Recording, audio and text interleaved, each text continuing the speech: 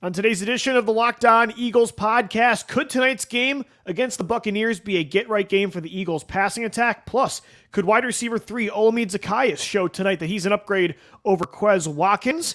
Javon Hargrave, who, all that and more on this Monday edition of the Locked On Eagles podcast. You are Locked On Eagles, your daily Philadelphia Eagles podcast. Part of the Locked On Podcast Network, your team every day.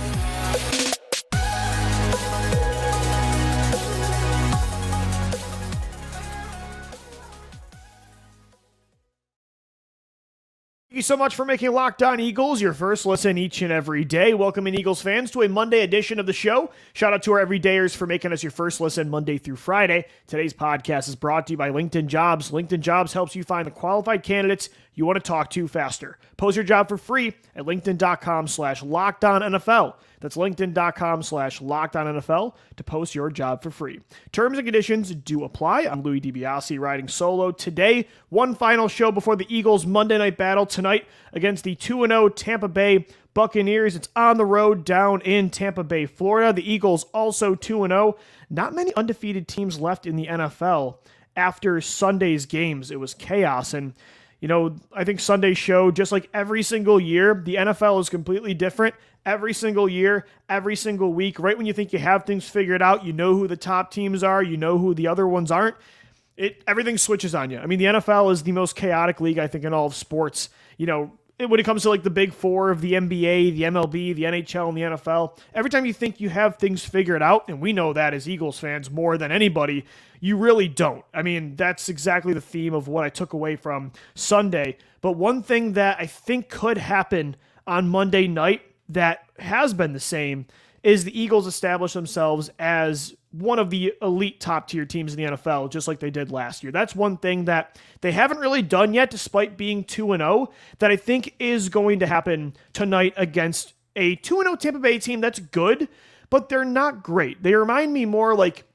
you know, of course, for an undefeated team, winning your first two games, like that's definitely impressive, but I don't put them in that top tier of the NFC with Philadelphia and San Francisco and, you know, Dallas before losing to Arizona on Sunday and losing Trayvon Diggs, who now has a torn ACL. He's out for the year, a huge blow. Like, Tampa Bay to me is more in the tier of like a good New Orleans Saints team that's also 2-0, but are they Super Bowl contenders? Not really. I think even when you talk about like the Seattle Seahawks and the Detroit Lions, they're closer to being in that Eagles-Niners tier than Tampa Bay is. I would say Tampa Bay is a step below those two teams, right? I would say that's the next tier. It's Detroit, it's Seattle, and then it's like Tampa Bay, New Orleans, Los Angeles, those teams where they're good, but if they miss the playoffs, if any of them miss the playoffs, would you be surprised? If any of them are like the 5 through 7 seeds, that's kind of, I think, their ceiling. And I think that's what Tampa Bay is. In Philadelphia, they are, again, Tampa is a good team. They have some real talent from a Super Bowl winner not that long ago. Mike Evans is really good. Chris Godwin. You look on defense, Vita Vea, Antoine Winfield Jr., Shaq Barrett, Levante David, and Devin White. This is a good team with a roster that's made the playoffs 3 years in a row and won a Super Bowl not that long ago. But I do think this is the Eagles' get-right game, which is crazy to say after a 34-point performance against Minnesota last Thursday night. But I do think this is the game the Eagles just kind of blow the doors off of a team, and they do it through the air, which is what we talked about last week. That's the key for this game is the Eagles' passing attack on offense and their pass defense against Baker Mayfield. I watched that Bills-Commanders game on Sunday, and that's what I think you're going to get tonight. It's two good teams, right? Washington was 2-0, Buffalo 1-1. They've been established as one of the best teams in the NFL of the last 5 to 6 years. But clearly the one team that was a true elite contender clearly looked like that. And Washington looked more like an okay to good team that ran into a juggernaut. I think that's what you're going to get on Monday night. Again, yes, the Eagles and Buccaneers are both 2-0, but I think Philadelphia, they are clearly superior. And if they lose this game, it's really more on what they're still not doing versus what Tampa Bay is doing to them. And it's interesting because last week I kind of talked about on Friday's show, despite the Eagles being 2-0, how you win does matter, right? If you're going to be a Super Bowl team, you have to win in certain ways. And I think that is still the case, right? But I want to make sure people don't think that I'm saying the wheels feel like they're about to fall off this team. Like, they're barely getting through these football games, because that's like, again, I still stand by what I said, like contextualizing each win, like how you win does matter. It's not going to look the same every single week. I don't think you just have to win by passing the football, but again, how you win matters. But that's not me saying that suddenly like this team's in real danger. Like, you look at the 2012 Philadelphia Eagles. Remember, they started the season, obviously they finished at 4-12. It was Andy Reid's final season. He gets fired, but I don't think people remember that team was 3-1. They beat the Cleveland Browns in a shootout, a turnover-filled overtime shootout against a rookie Brandon Weeden and Trent Richardson. They beat the Baltimore Ravens in another dramatic turnover-filled game. They lose the following week, but then they get a big win on Sunday Night Football against the New York Giants. Like Michael Vick, Deshaun Jackson, Jeremy Maclin, they were definitely clicking. But that's a team, like, again, when they kept saying, like, winning is all, like, if that was a kind of team that we had right now and Jalen Hurts kept saying winning is all that matters, we would have a much bigger problem, because you knew that team, it wasn't for long. Like, they were 3-1, but the doors were about to fall off the wheels, I should say, were about to fall off that team. I mean, you look at the injuries they had up front on the offensive line. Demetrius Bell was their starting left tackle, and I think it was King Dunlap because Jason Peters was out for the year. It was an absolute disaster. They were among the top teams when it comes to turnovers on offense. Michael Vick did not look the same. The play calling didn't look the same. You knew it wasn't for long. Like, they were barely beating teams, and they were overcoming just so many self-inflicted wounds. And so I don't think that's this Eagles team. Like, yes, they need to win in more convincing ways. Compared to the wins against New England and Minnesota, I want to see a different type of win tonight against Tampa Bay. I want to see them control this game from the start to the finish. I don't want to see these same issues in the passing game and the injuries continue and, penalties and, the defense struggling to, cover tight ends and over the middle of the field. Like, a lot of stuff that's been ailing them, I want to see them get that right and dominate a team that they're superior to. But I do not think that, like, that wasn't me on Friday trying to say this feels like the 2012 Eagles where this is a fluky 2-0 football team. I don't think so at all. In fact, I think it's the opposite.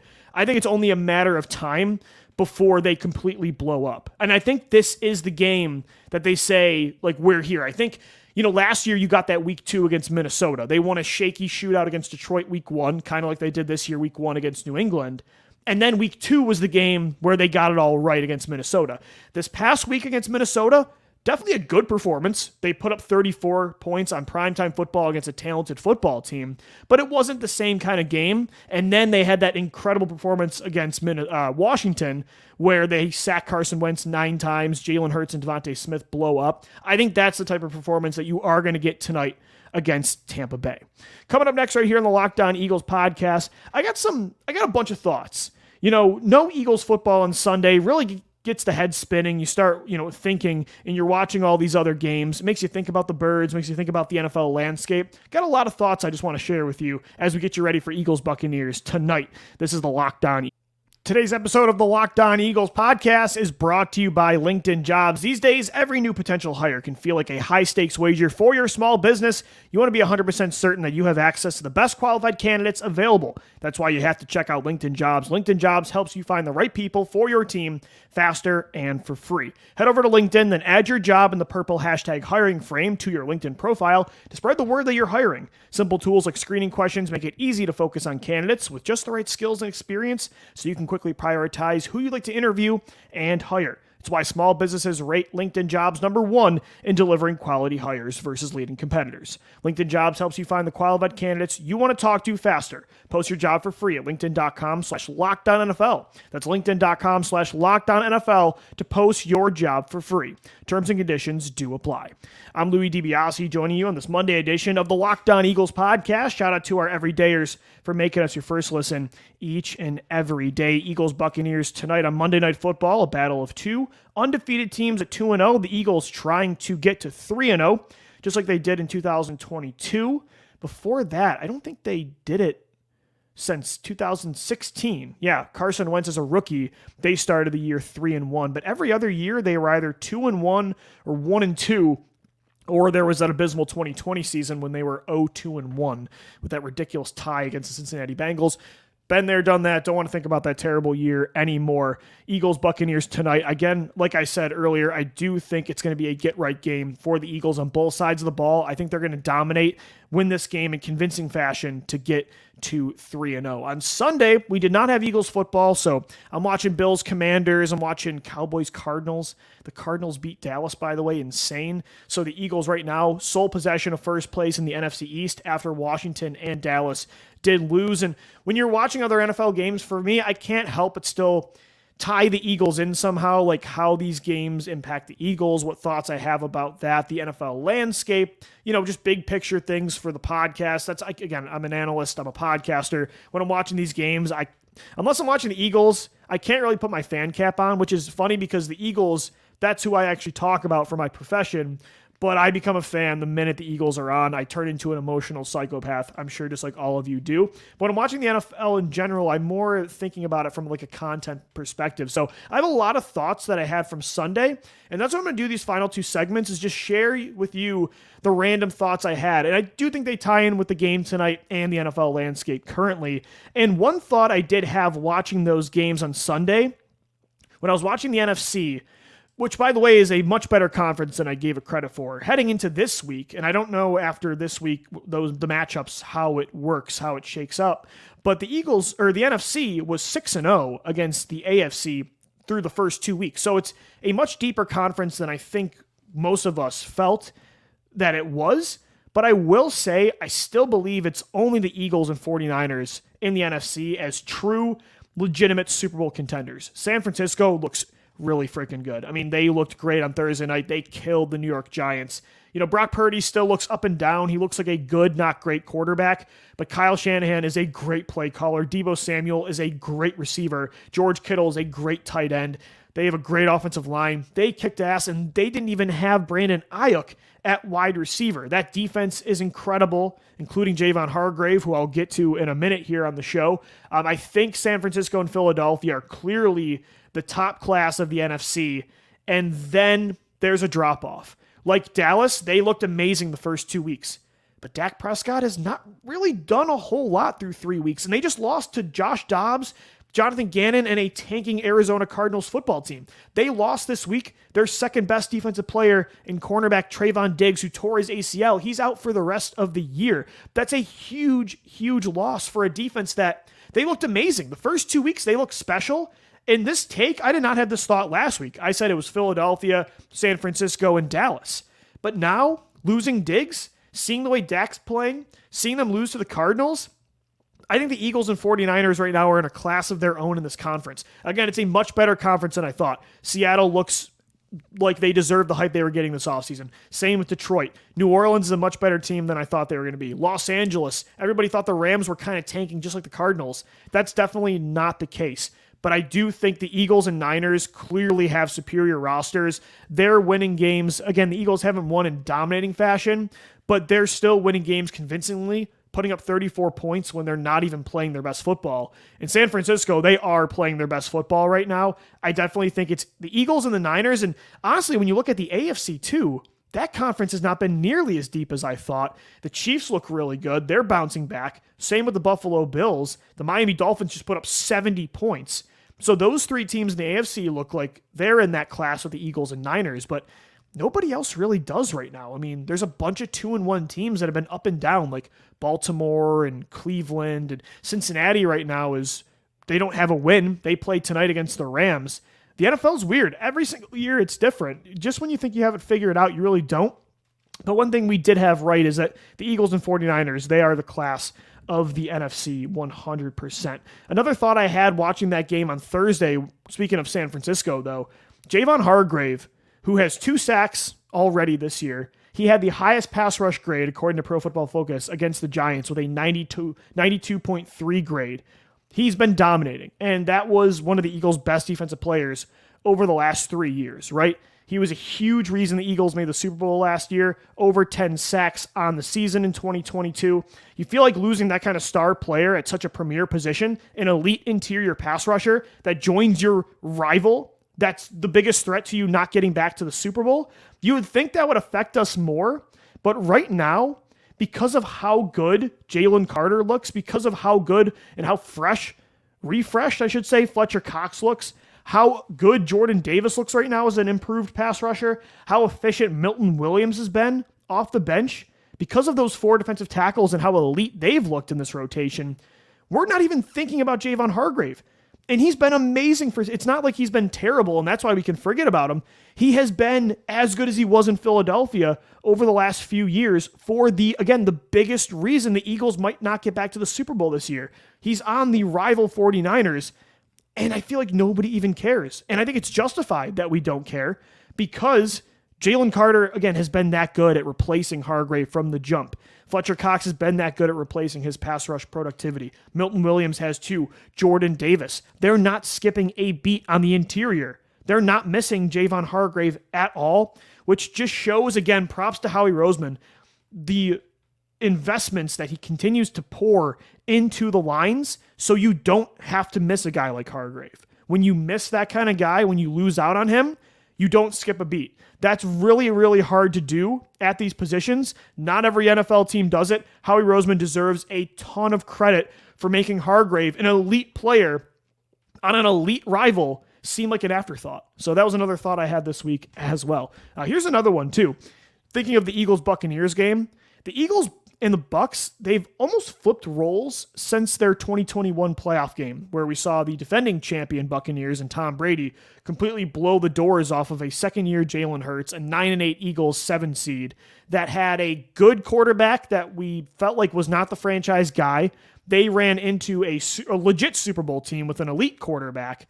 And once we saw the result, we're like, yeah, the Eagles are not in this class yet. They are not ready to compete for championships. They don't have that guy yet under center. Hurts hasn't become that guy yet, or they might have to find somebody else. And now you look like it was a good team. It wasn't a great team. That was the 2021 Eagles. They were good for sure. You don't go 7-2 down the stretch and not be a good team. They were the best rushing attack in the NFL down the stretch. They had an elite offensive line and defensive line. They had a really good secondary with Darius Slay at corner, and Rodney McLeod was still playing good football. But they weren't great. And now you look at, and Tampa Bay was. That team nearly got back to the championship game. They lost a really close divisional round matchup to the Rams, who ended up winning the Super Bowl. Now you look at where the Eagles are, and I don't think we thought, I remember that game at the end, I'm like, oh, we're not close to getting to where Tampa Bay is. 2 years later, they are that team, and coming off a Super Bowl appearance. And Tampa Bay losing Tom Brady is what the Eagles were, it feels like, in 2021. Like, they're a good team at 2-0, but they're not great. And again, that just shows how quickly things change in the NFL. Just another example of how every year is completely different. And just like that, things can completely flip on its head. 2 years later, the Eagles are that perennial contender, and the Buccaneers are like the good team that might be a wild card team. They're a divisional contender because they're in a weak division in the NFC South, but they're a wild card team. They're a 7-seed 2021 Eagles-like football team. And 2 years later, they have completely reversed roles. The Eagles are what the 2021 Bucs are, and the Bucs are what the 2021 Eagles are now. So I think that was really interesting for sure. One more thought here before we take a break about this game, Eagles-Bucs tonight, Monday Night Football. Quez Watkins not going to play, dealing with a hamstring injury that he suffered against Minnesota, kept him out for most of that game as well. And Olamide Zaccheus, now he's going to be the third receiver when there's 11 personnel out there, which the Eagles run the majority of the time on offense. And I think he will, because I like Zaccheus. He's coming off a career year last year with Atlanta where he nearly had 600 receiving yards. So we know this guy can play to a certain degree. And that he did that with Marcus Mariota and Desmond Ridder. Now he's got Jalen Hurts. So I do hope Zaccheus can be productive. I'm confident that he will be. But let's say Zaccheus tonight doesn't really do anything with the new opportunity he has with these new snaps. I do think the Eagles should explore. And you guys know I'm a Quez Watkins guy. You know I'm a Quez guy. I do think the Eagles should explore trading for a wide receiver 3. And I don't know who that is. And again, it's not like a very, very important position for the Eagles right now because they have Devontae Smith and they already are not having enough targets to go around for an angry A.J. Brown and Dallas Goedert as well, who had 22 yards last week and he had 0 week 1 against New England. So they have target monsters to feed already. But it would be nice to have somebody more impactful in 11 personnel at receiver if Zaccheus does not take a step up. I don't know if it's like Hunter Renfrow, who I saw, I don't know who said, I think it was Honest NFL on Twitter that suggested maybe Hunter Renfrow comes into Philadelphia as a guy that can create much better separation than Quez. And he's a different style of player than Quez and Zaccheus. Zaccheus is a stronger run after the catch guy. Quez is a burner. Renfrow is that route running technician that can get over the middle and get open in those areas. The Raiders they have not used him since Josh McDaniels has come to town 2 years ago. Maybe it's Renfrow. Chicago right now looks like the worst team in football. I don't think they're going to extend Darnell Mooney. Would you be able to get Darnell Mooney? I'm not saying, again, it's a really dire need for this football team right now on offense to trade for a receiver. But if one of those guys are available for a conditional 6 or 7, and it's like a rental player, before the trade deadline, I think that's something they should consider. I'm going to be watching Zaccheus close tonight. Again, he's not going to get, I think, a ton of opportunities. They need to feed the ball more to A.J. Brown and Dallas Goedert for sure, and I think they're going to still establish that ground game. But I do think if Zaccheus doesn't do anything, they got to get more from that spot. From wide receiver 3, tight end 2, they got to get, to me, just another pass catcher that, again, their number is not going to be called a lot, but when they do, you want the efficiency to be there much more than it is right now between Quez, Zaccheus, Jack Stahl, and all these wide receivers and tight ends that Philadelphia is churning out on the depth chart. Or like Greg Ward, who's going to be activated, I think, on the roster today. So, yeah, I think that's something to keep an eye out for sure. Got some more thoughts for you coming up next as we get you ready for Eagles Buccaneers tonight on Monday Night Football. But first, guys, today's show is sponsored by DoorDash. You've loved the convenience of getting what you want right to your door. With DoorDash grocery delivery, you can stock up for the week or order last-minute cravings conveniently. We've been trusting DoorDash to deliver your restaurant favorites for years, and now you can get grocery delivery that actually delivers too, which is great because I'm not a grocery store guy. I hate navigating through there. It's always busy. It always takes me forever to get together a list and, get the groceries to the door, to the car, pack everything up, get it upstairs into my apartment. That's where DoorDash comes through. With thousands of grocery stores to choose from, you'll find the best in your neighborhood and boost your local economy. With each and every order, you're going to get exactly what you ordered, or they're going to make it right. So sit back and enjoy quality groceries just like you picked them yourself. Want even more value? You can save on all grocery and restaurant favorites with a $0 delivery fee on all eligible orders with a Dash Pass membership. With easy substitutions right in the app and best-in-class customer support, DoorDash delivers groceries exactly how you want it. Plus, we're going to get you 50% off your first DoorDash order up to a $20 value when you use the promo code LOCKEDONNFL at checkout. Limited time offer, terms do apply, but that is 50% off up to $20, no minimum subtotal, and zero delivery fees on your first order when you download the DoorDash app in the App Store and enter the promo code LOCKEDONNFL. All right, Eagles fans, we're wrapping up this Monday edition of the Locked On Eagles podcast. Eagles Bucs tonight, Monday Night Football. Sharing with you all the thoughts I had on Sunday watching non-Eagles football across the NFL. A lot of it still had to do with the Birds. When I'm watching football, I could be watching Ravens-Colts, and I see Gardner Minshew, and that piques my Eagles brain because he was their backup last year, and I start thinking about the Eagles again. So that's why I have all these thoughts to share for you. Another one that I want to get into, to end segment 2, I was talking about how if Olamide Zaccheus does not have an impactful game today, filling in for Quez Watkins as wide receiver 3, as Quez is out with a hamstring injury, maybe Philadelphia needs to explore trading for another pass catcher, whether it's another tight end or a slot receiver like Hunter Renfrow, or, you look at a tanking team or a terrible team, maybe not tanking purposefully, but you look at the Chicago Bears, an expiring contract like Darnell Mooney. Is that something that's feasible? I do think that's something they need to look into. Howie Roseman, though, there's some other trades that he can make still that I'm keeping an eye out for. Of course, the popular one we all know is Budda Baker, who right now is on injured reserve for the Cardinals, so he's out for a month. You could get Baker still. That's the move I'm still holding out hope for. But there is one that Gino mentioned a lot this offseason that I love the player. Thought the Eagles should have drafted him in 2020 over Jalen Hurts. Obviously don't feel that way anymore, but I did at the time. And now Gino's that take in the offseason now looks good. The Eagles could potentially trade for somebody like Jeremy Chin, the Carolina Panthers hybrid linebacker safety who's been very good since they drafted him in 2020, but he's on an expiring contract. He really doesn't fit the new Panthers defense. It's from a general manager that did not draft him in the second round that year. Jeremy Chin makes a lot of sense because the Eagles just need that hybrid player at linebacker and safety that can cover in space, that can also run fit at the same time. Chin would be, honestly, that might be my favorite move they can make. And I think he would cost a lot less than Budda Baker. You're not going to have to give him this massive contract extension. I think Jeremy Chin would make a ton of sense for the Eagles if they continue to struggle. And the good news is Zach Cunningham took a huge step last week when it comes to his coverage ability. He was on lockdown. Nicholas Morrow looked good too. Do I feel confident that's going to happen week in and week out and they don't need to make another move? Not so sure. We'll see what happens tonight. But if the linebackers don't look great in Nakobe Dean's place and the safeties are still kind of mid to kind of whatever, good but not great, Jeremy Chin is somebody that I think you could keep a close eye out for, and the Panthers lost again, so they're 0-3. Eventually, they're going to become sellers. It doesn't look like they're going to be a playoff contender like I thought they were going to be. I thought they were actually going to win the NFC South. It does not look like that at all. They're clearly the worst team in that division right now. What other thoughts that I have on Sunday in the NFL? Oh, here's one. I'm an idiot for my Justin Fields, Jalen Hurts comparison. Yeah, I know. Shocker to everybody that lose wrong on a quarterback take from 2021.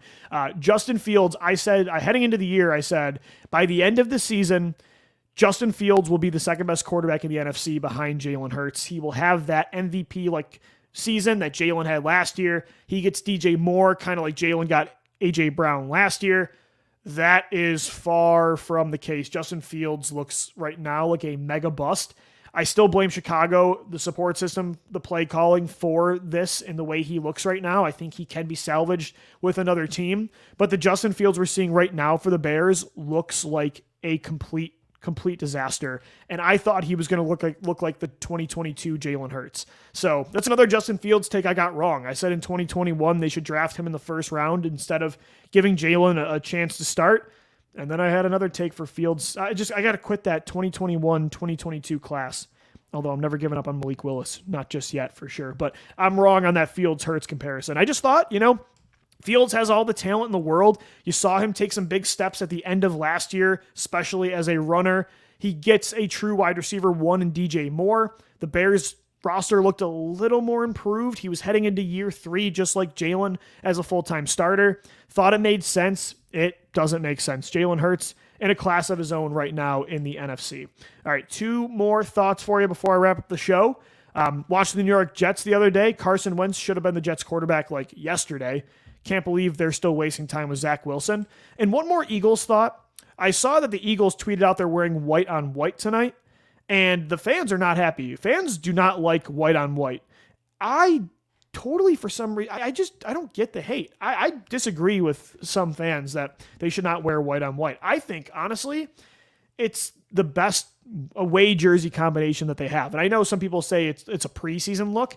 I think it looks clean, especially when you get like somebody wearing a white arm sleeve with the green helmet. I think it looks really good. If I had to rank my Eagles jerseys right now, based on what's in the rotation over the last few years, number 1 is midnight green and white, green on white. They're OG home jerseys. Those are the best. And I think those look great on Thursday night against Minnesota. The darker teal, more green, I think looks really good. That's number 1. Number 2, Kelly green. Number 3, don't hate me, but I think it's white on white. I think that's my 3rd favorite jersey that they have right now. Number 4, I would say it's white on black. White jersey, black pants. 5, black on black. And then 6, I would probably say is white on green. I hate green pants, white jersey. I call them the slow pants. I don't think they look great in them. I don't think they look very athletic. I don't like the look of it at all. White on white's getting a lot of hate. They're 1-0 with them this year. I think they can get to 2-0. I think they look good for sure. I know people think it's preseason. They think back to 2014 when they couldn't wear green for half the year because Nike didn't have the green ready. So they wore white on white for the entire first half of the season. It was driving people nuts. I think it's a crisp look. I like white on white the majority of the time for most NFL teams as their main road look, but people disagree. But I think it's going to look cool tonight, and I think what's going to look cool too is an Eagles win, dominating fashion tonight. That's my final prediction. I'll give you a score. I'll say 30-17. 30-17, Eagles win it. They're 3-0. Post-game show going to be following up after the game. Subscribe to Locked On Eagles wherever you get the show. And thanks as always for making us your first listen each and every day right here on the Locked On Podcast Network. Your team every day, Louis DiBiase signing off. As always, thank you for downloading. Thank you for watching and listening. And let's go Birds.